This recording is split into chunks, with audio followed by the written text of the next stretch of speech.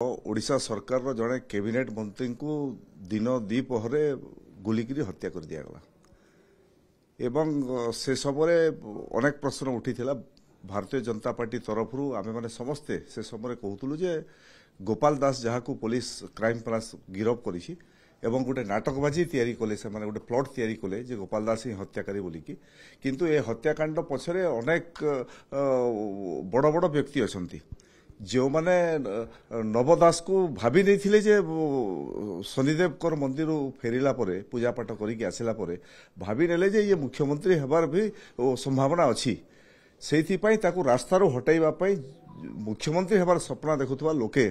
नवीन पट्टनायक परवर्ती समय जो जो मैंने मुख्यमंत्री हेबार स्वप्न देखुले बिजु जनता दल से भली किसी व्यक्ति गोटे षड्यंत्र भी हत्या कले एवं क्राइम ब्रांच को से समय देले जो मैंने नेतृत्व नौथिले बिजु जनता दल से घटना को चपाई देबा पई से घटना क्राइम ब्रांच इनक्वारी अर्थ नथिला जे घटना पछरे किए किए अछंती मारिबार षड्यंत्रकारी किए ताकू उद्घाटन करबा पई क्राइम ब्रांच को तदंत भार दिया जाई नथिला से समय तदंत भार क्राइम ब्रांच को एथि दि जाता भल ऑफिसर जन को देते से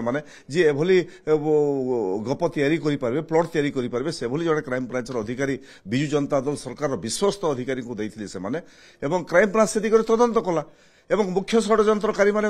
बंची गले एवं गोपाल दास को से आनिक ठिया करदेले क्राइम ब्रांच एबे जेतेले भारतीय जनता पार्टी सरकार परिवर्तन हैला